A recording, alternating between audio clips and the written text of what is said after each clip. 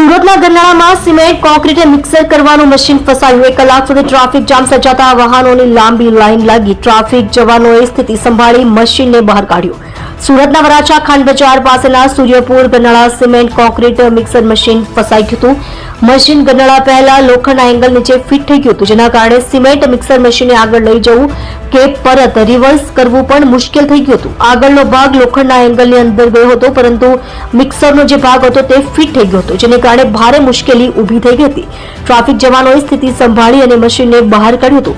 Cement mixer machine ગરનાળા નીચે fit થઈ જતા ટ્રાફિક જવાનો કામે લાગી ગયા હતા। રોજના લાખોની સંખ્યામાં સુરત સ્ટેશન તરફથી વરાછા તરફ જવા માટે ઉપયોગ કરતા હોય છે, પરંતુ જ્યારે આ પ્રકારે કોઈ વાહન ગરનાળામાં ફસાઈ જાય છે ત્યારે ખૂબ જ મોટો ટ્રાફિક જામ થઈ જતો હોય છે। ગરનાળાથી ડોક્ટર હાઉસ સુધીના આખા રસ્તા ઉપર ટ્રાફિક જામ સર્જાઈ ગયો હતો। મોહન મીઠાઈ સુધી લાંબી કતાર લાગી ગઈ હતી। ટ્રાફિક વિભાગના જવાનોએ દોડી આવીને તાત્કાલિક શક્ય તેટલું ટ્રાફિક નિયમન કર્યું હતું અને સિમેન્ટ મિક્સર મશીનને બહાર કાઢ્યું હતું। જોડાઈ રહો નવા સમાચાર જોવા આજ કી પુકાર ન્યૂઝ ચેનલની સાથે ડાયરેક્ટર ચિરાગ દરજી સાથે।